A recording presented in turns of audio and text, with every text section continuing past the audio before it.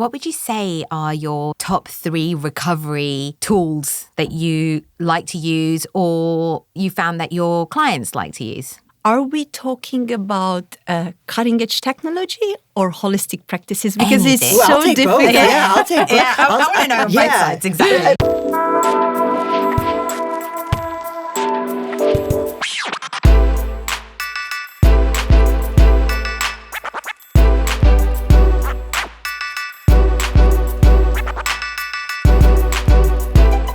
Hello and welcome to the Forties Formula, your go-to place for insightful discussions on navigating your 40s and thriving in this transformative decade.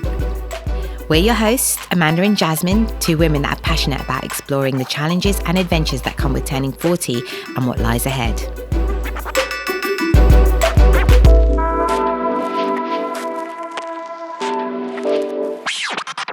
Our guest today is one of the most intriguing and visionary wellness entrepreneurs I've ever been tasked to interview, and I am dying to pick her brain about everything from her own athletic background to her visionary work with Asia's first social wellness club to biohacking and everything in between. So welcome, Diana.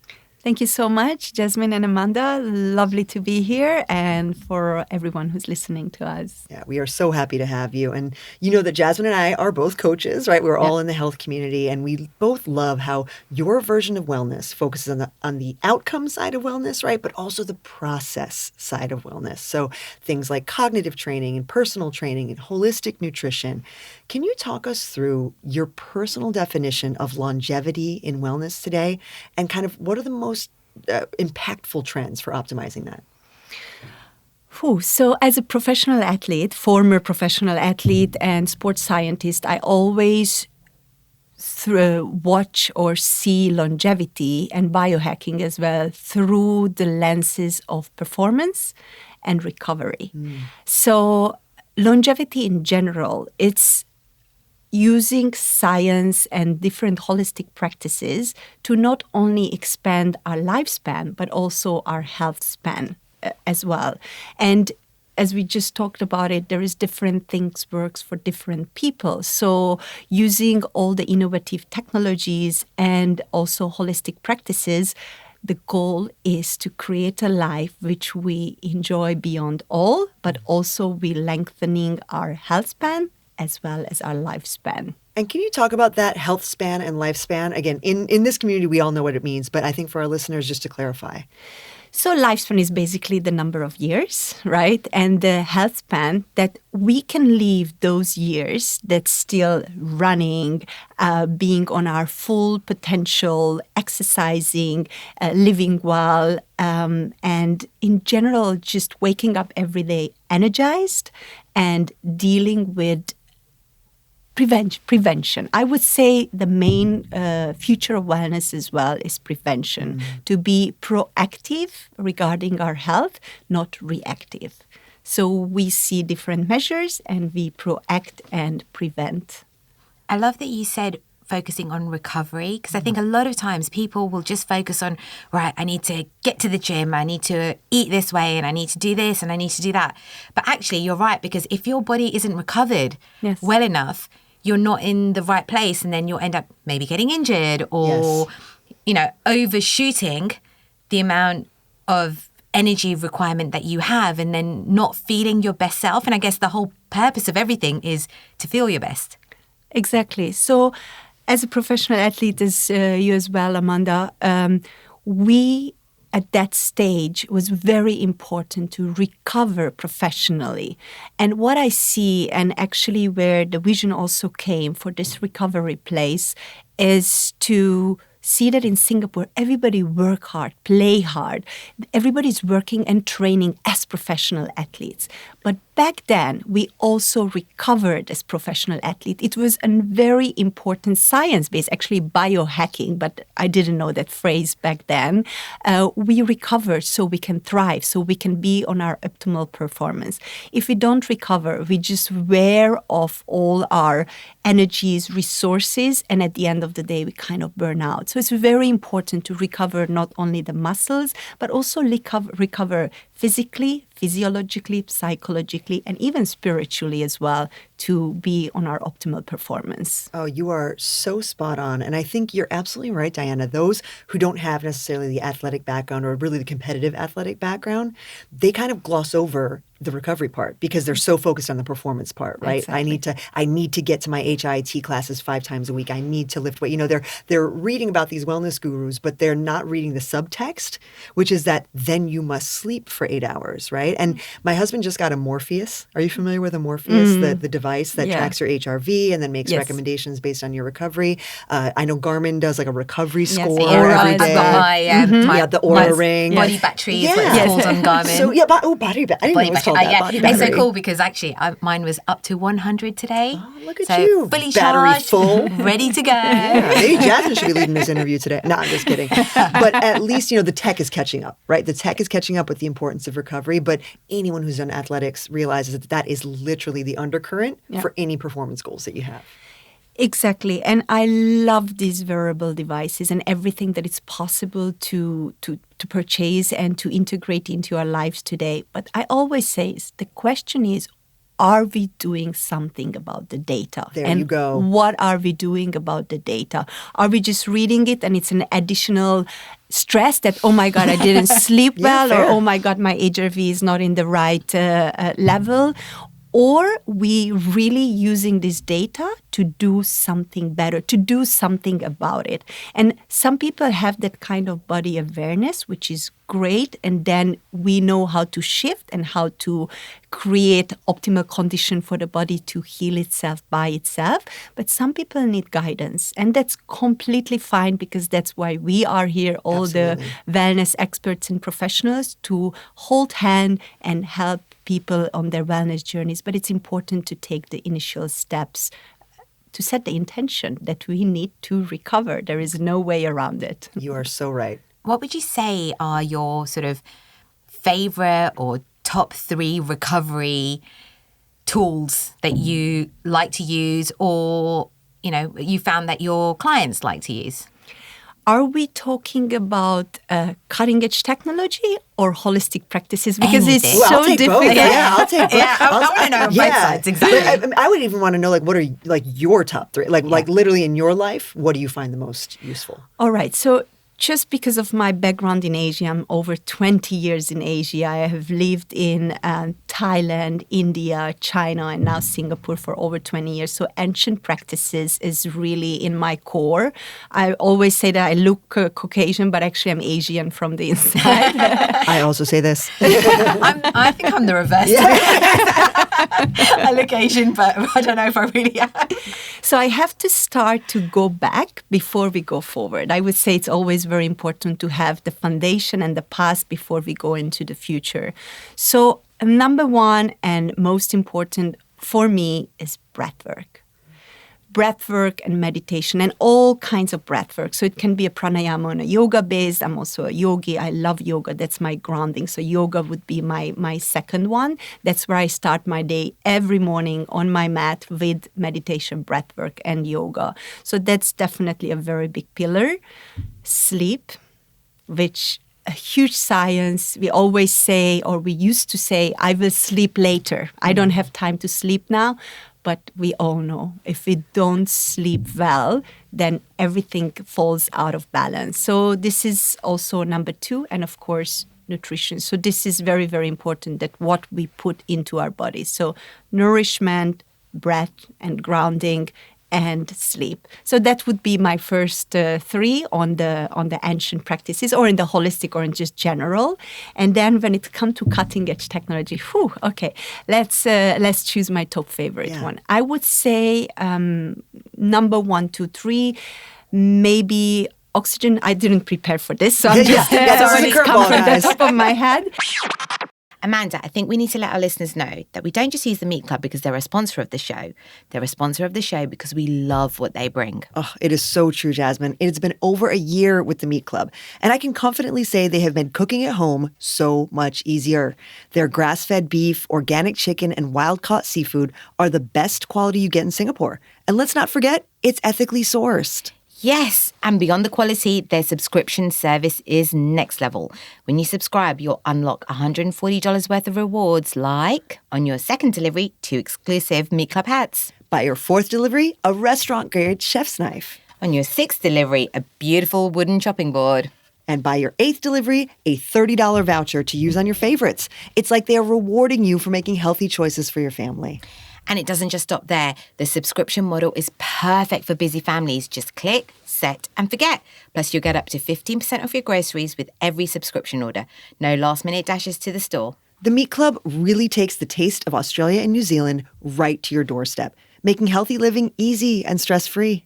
And because you're part of the Forties Formula family, use code TFF12 for $12 off your first order with no minimum spend. Just visit themeatclub.com.sg to subscribe now. And follow them on Instagram at @themeatclubsg for exclusive content, cooking tips, and special offers. The Meat Club, rewarding families like yours with premium quality every single time. Now, back to the chat.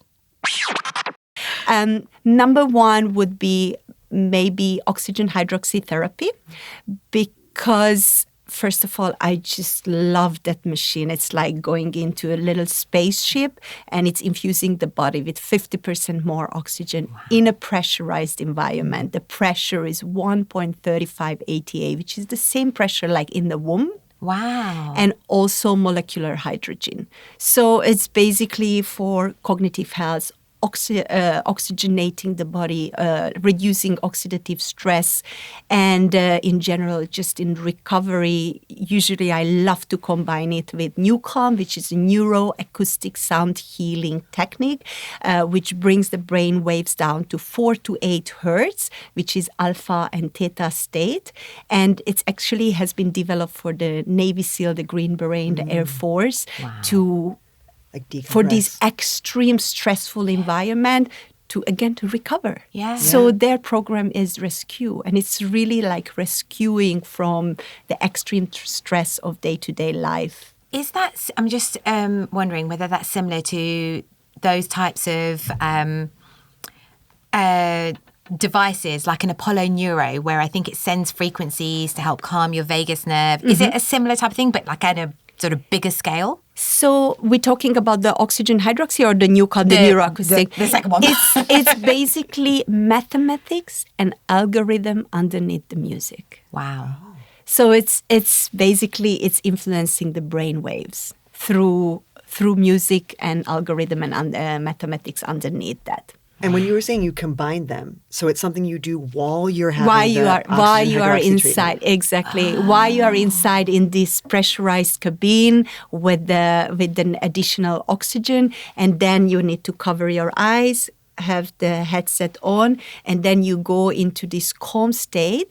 You might be sleeping, but it's still working. But many times you awake, but you come out like you had a 2 hours deep sleep. Wow. It's extreme. So for me, that's, I would say, number one.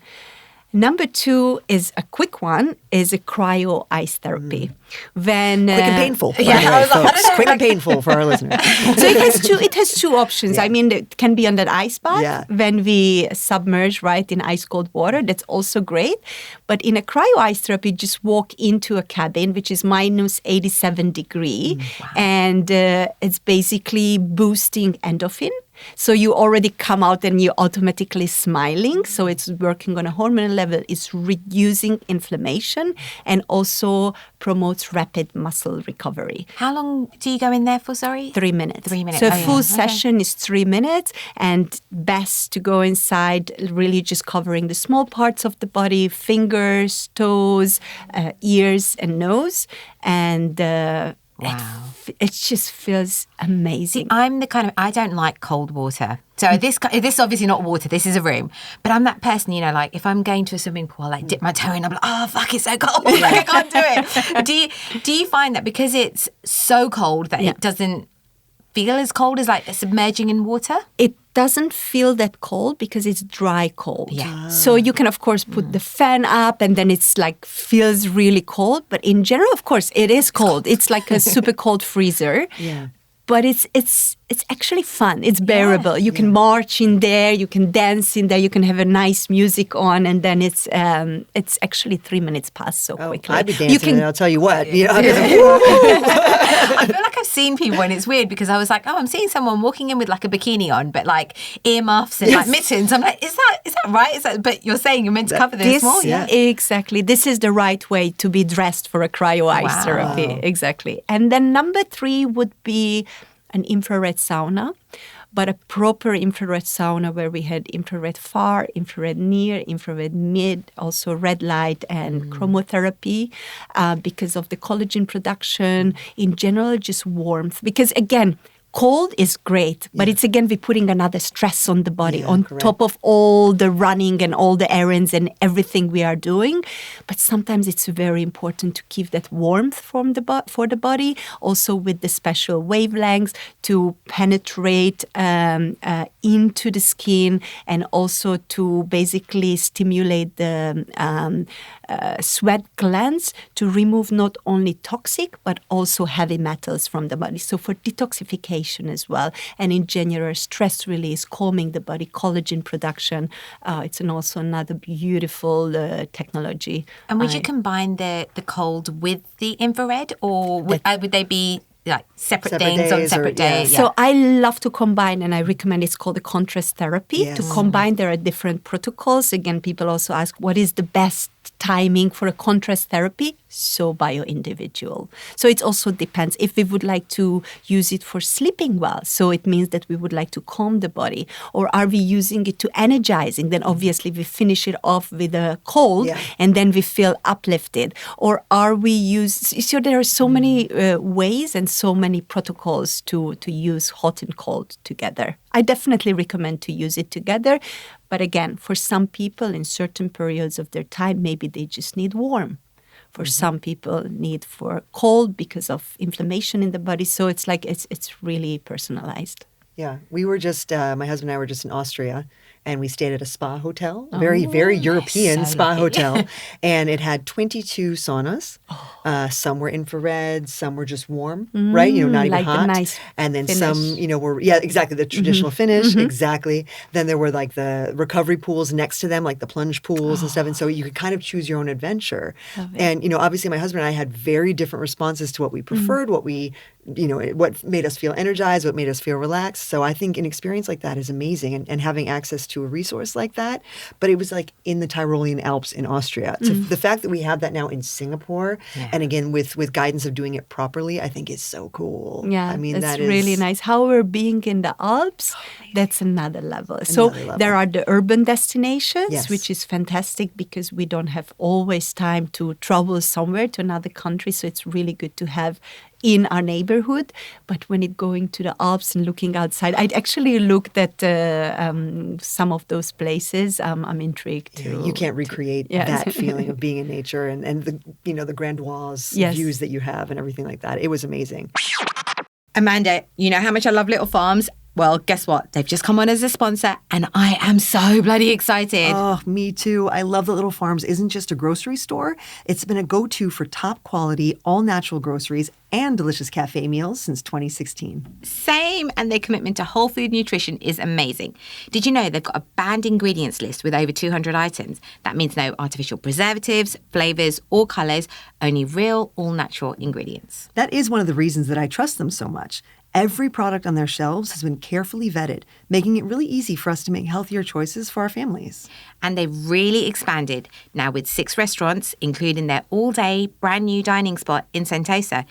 Each one has a consistent menu, but also features unique dishes tailored to the neighborhood, like rendang, lamb shank, and sesame tuna tataki. Plus, they've got amazing weekly deals, like 1-for-1 small plates on Tuesdays, happy hour on Thursdays, and my personal fave, the kids eat free on Sundays. And for our listeners, we have an exclusive offer. Get 10% off your online shop at littlefarms.com using code Forties10 when you spend a minimum of $100. It's perfect for stocking up on premium groceries, wellness supplements, and ready-to-eat meals. Whether you're dining in, grabbing groceries, or stocking up on wellness products, Little Farms has everything you need to eat well and live well. Now, back to the chat. But like you said, the environment that you're in can impact also kind of how you absorb these treatments and how your body responds to wellness. Can you share with us from some of your travels around Asia and some of the places that you've lived, what of their traditions and cultural experiences and rituals do you find most compelling? And which of them do you think kind of translate better to the Western style? I mean, you've mentioned yoga, but are there other kind of that maybe our listeners would be less familiar with? All right. So just thinking back on my journey. So my Asia journey started in Thailand, where I really dive deep into Vipassana meditation. I had the opportunity to learn Vipassana meditation from Kun Porn, who used to be a Buddhist monk for 20 years.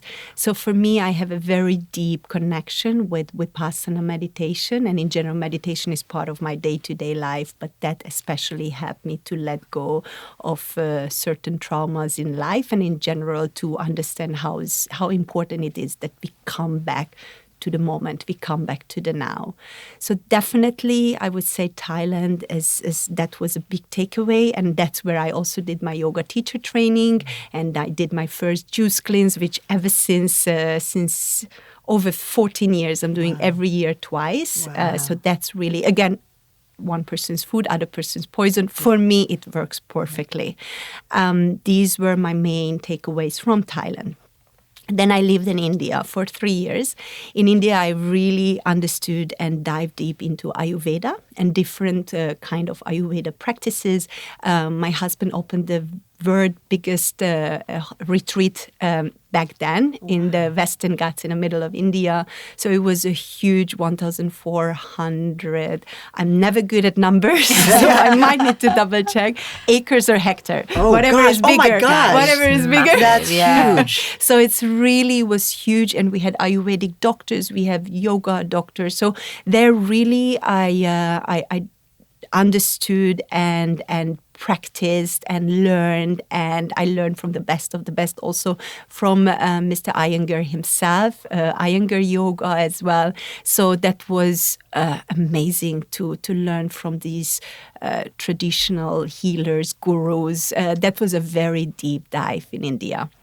Then in China, I also learned more of the traditional Feng Shui, Taoism, also for the mental part. So I was more and more diving into mental health and working together with a psychologist, building a course, like a digital course together. So that was a big part. Again, all of this, I think it's a beautiful combination with Western and Eastern. So we can use it both. Of course, in every culture has a different meaning and has a different background and attached to different feelings, sensations, and outcomes. I always believe to find the golden middle. I love extremes both ways, but my goal has always been to find the golden middle in all of these practices and techniques.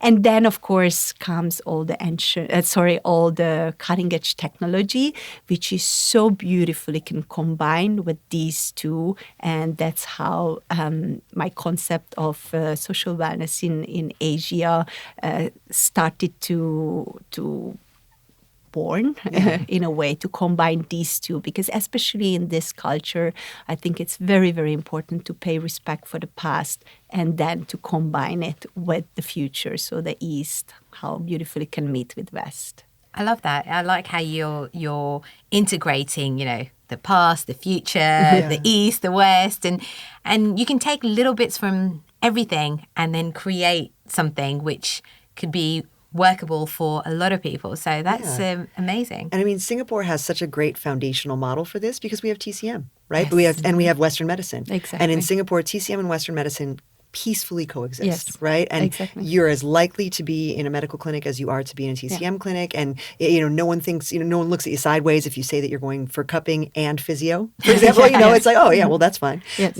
So I think bringing that into a broader array of practices is, Singapore sets the stage for that. We're here for that, right? We had Danny Vandeveld on the show a couple seasons ago, and I know she's part of the Recoup team as well. And she always jokes that, and I love how she says this, she likes to de-wooify spirituality, right? She's like, I'm going to take it from woo-woo, like into the real world. Yes. How do you de-wooify some of these longevity concepts for your audience? So let's be honest, right? Like, I know what Iyengar yoga is. I know what Ashtanga yoga is. I know what infrared is, but I don't think that that is broadly the case, right? I think that some of these specificities are very hard to translate. How do you bring it kind of to the ground level? I think it's very important in wellness that we always meet people where they are. So we don't have, basically we're non-expectational and we're non-judgmental. So we don't have the expectation for people to really understand what we're talking about. However, there are people who like maybe even know more because they, like really dive deep, or, like they are the generation who for innovation, they're far ahead of me. But for me as a wellness expert, it's really to see a person, understand where he or she is, knowing everything which I have learned in the past 3 decades or over, and then find what is the most appropriate techniques, modules, holistic practices, which is for this person could be transformational at this time of their life. And of course, this is like very, I would say, very bio-individual, very personalized.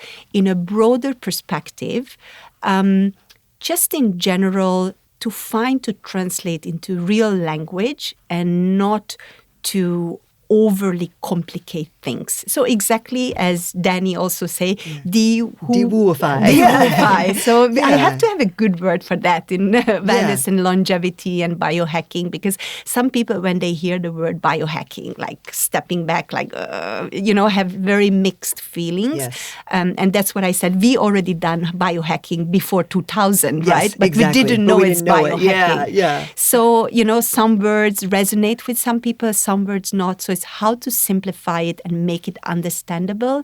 And I always say, just watch how you feel after.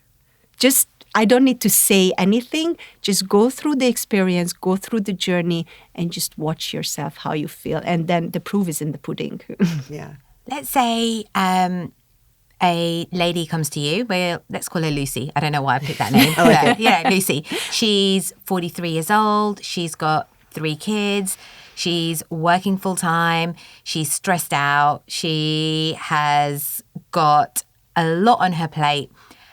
How would you then sort of work through what? Oh, and she's exercising every day, like crazy exercising every day. How would you work through how she can recover so that she could be her best self and, she's not overstretching herself? So what would you say would be like the steps or even the tools that she could use to best manage her situation?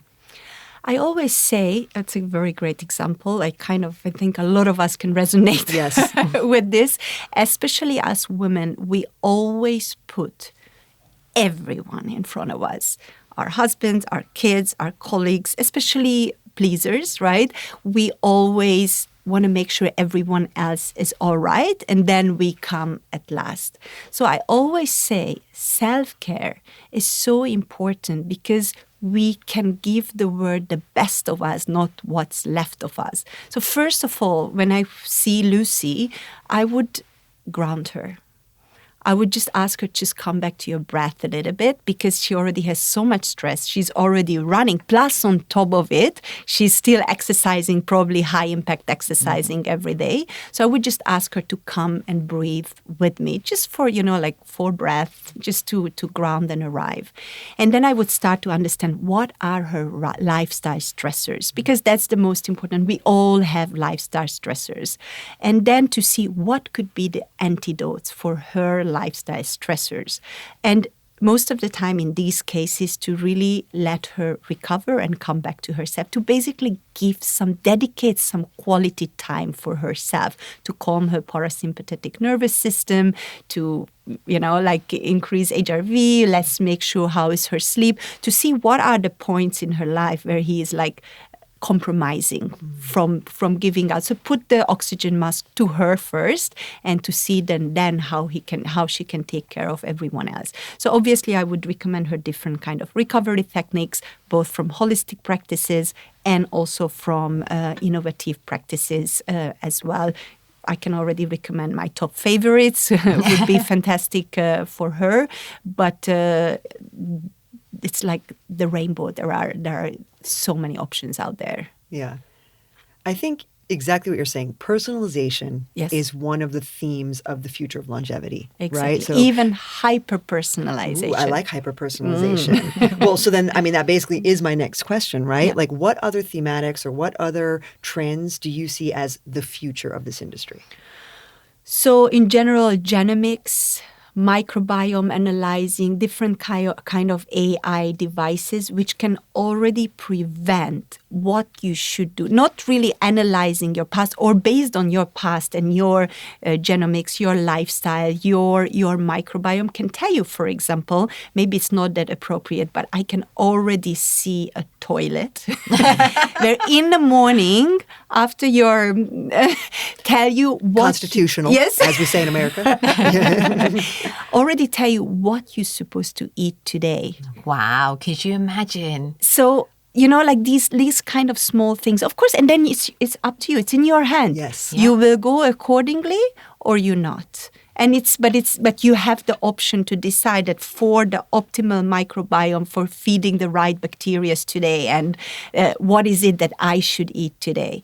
Or, for example, other epigenetics AI technologies who tells you, do you need warm or do you need cold today? So like small things when we were talking about contrast therapies, right? Someday we need warm or different parts of the day, depends also our genetics. Sometimes we need cold to be energized, uplifted, but when? And how? Some people are very gifted. They have very good body awareness. But some people need guidance of AI, guidance of coaches. Different technologies can show the directions.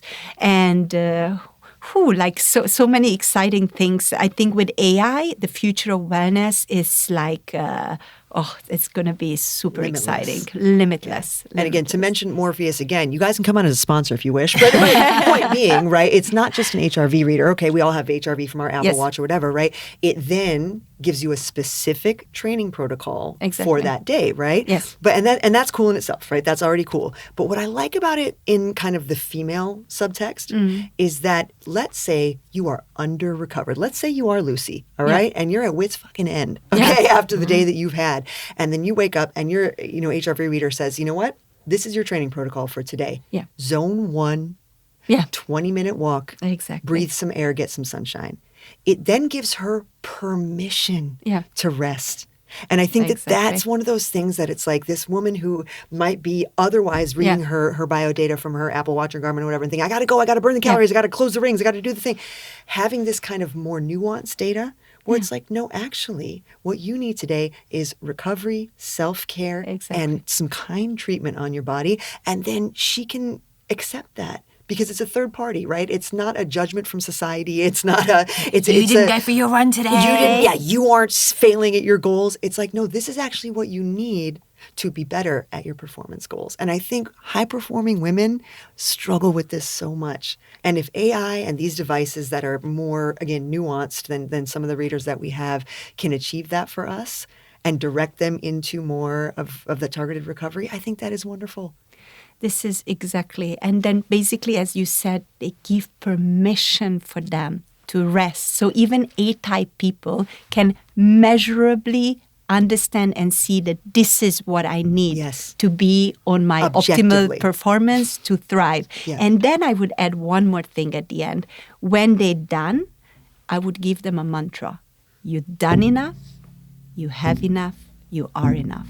Because that's very important that most of the time we always have the feeling, have I done enough, right? Especially perfectionist. I'm coaching a productivity addict right now and she's self-professed. Exactly. If she can't take a moment's downtime because she feels like it's unproductive time. Exactly. And redefining that rest and care is actually productive time, because it helps you achieve your better goals. I think that's, women need to hear that, all right? I actually heard on a podcast, I think it was Chris Williamson, and he was saying he's such a type A personality, even when he's trying to, breathe, he'll be in his meditation class and he's like, I'm going to kick ass at breathing. And it's like, I'm going to breathe the slowest and the deepest. I guess it's really hard for certain people to get out of that mode. But No, I think you are absolutely right, by the way. I think like real type A's and productivity addicts and high performers really struggle with just letting go.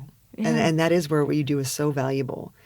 Can we scale back just one quick second? So, we've talked about all the wellness stuff and specific stuff, but I want to talk about your business journey, specifically that.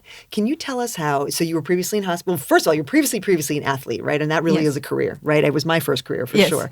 And then you were in hospitality, and then you made this pivot to wellness, but still kind of hospitality in a sense. Can you share with us your entrepreneurial journey?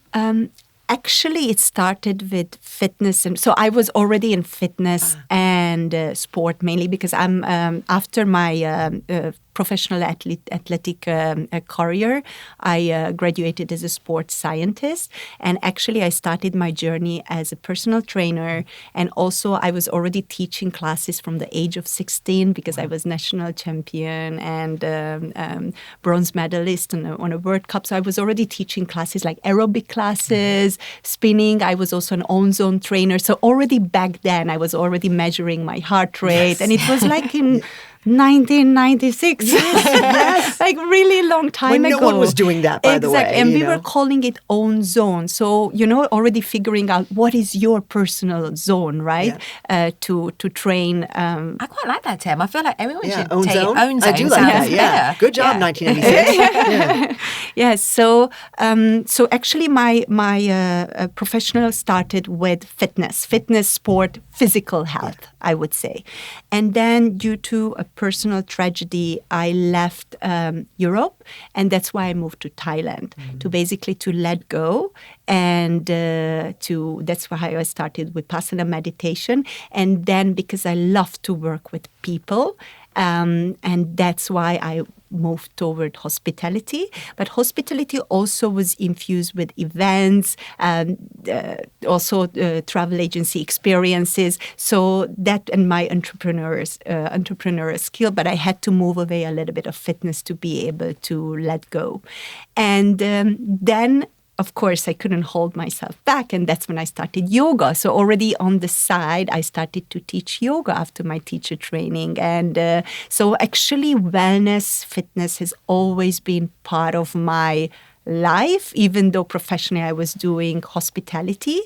But then more and more with India and China and all these Asian roots, I dive deeper and deeper into physical, mental, so through mindfulness and different kind of journeys, spiritual health as well, and of course physiological through integrative nutrition and different kind of modalities.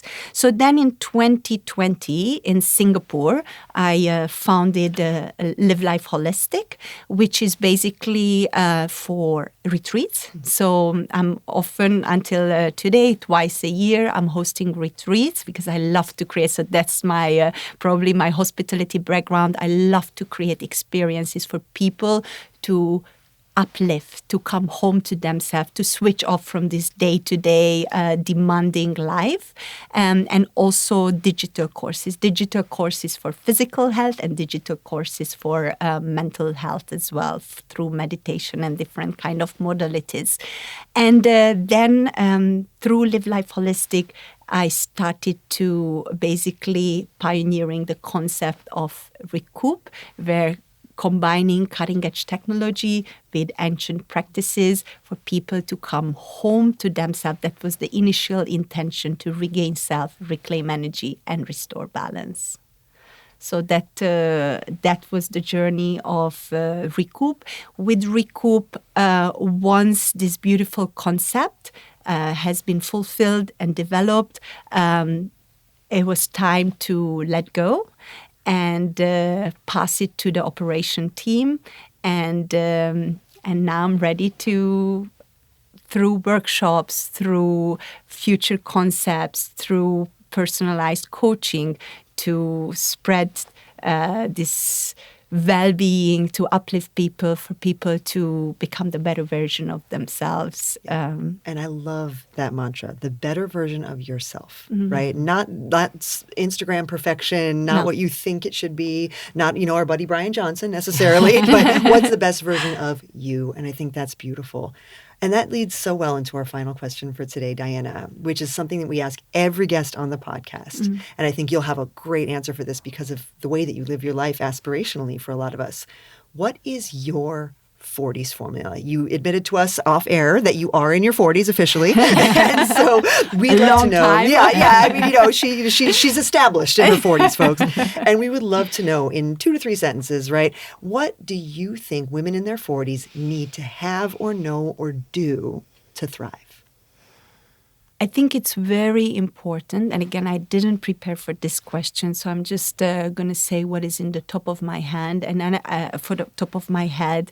And again, the mantra, which I love this mantra, and I'm telling myself day by day, I done enough, I have enough, I am enough. So we don't have the shoulds, what we should do. We put away the chatters and the mind, so we are able to calm our mind and really come back to the moment, to come back to really live our life. And I just came back from Chivasom, and the founder's one sentence, above all, enjoy your life. Wow. So I think it's very, very important. There are so much biohacking. There are so much invention. There are so much we can do, which is great. But it's very important to find a balance. Enjoy life the fullest. But the next day in the morning, I always start my day with a celery juice, a meditation, a yoga, any kind of exercise to create that wellness circle, because then I will hydrate well. Then I will eat well. Then I will sleep well. I feel good throughout the day. And then I can start my day again uplifted and fulfilled. Yeah. There's always those rituals, right, that tie us back to our best selves. And it could be celery juice. It could be a cup of coffee. Exactly. Exactly. But no it judgment. happens, like, I love the idea of the full circle of wellness, right? It brings you back. Yes. I love that. So I fully believe in holistic wellness, where we basically restore the body's physical, physiological, psychological, and spiritual health in an active transformation. So that's what I believe in. That's that's my 40s formula to live a holistic life. And who doesn't want that, right? It sounds amazing. Thank you so much, Diana, for being with us today. We really appreciate your insights, and we would love to have you back again.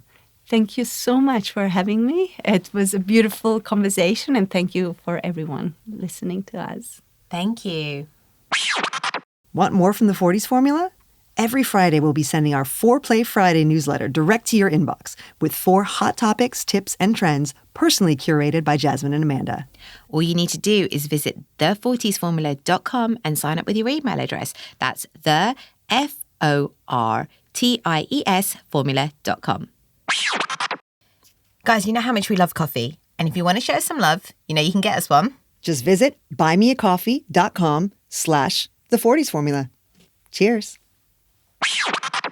Before we go, please remember to hit subscribe and take a moment to support the 40s Formula by leaving a review on your favorite podcast platform.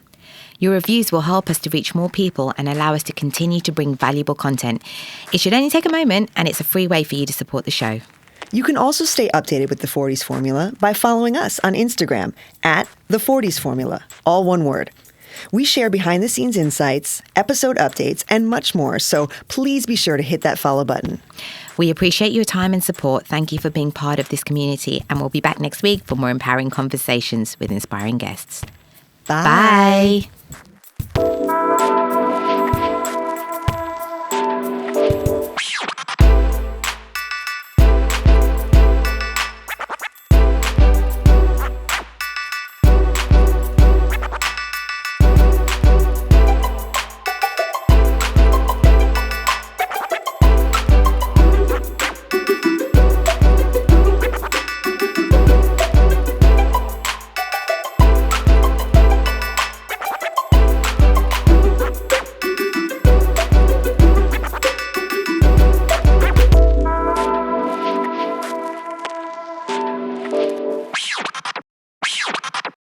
was it? Oh, It was wonderful.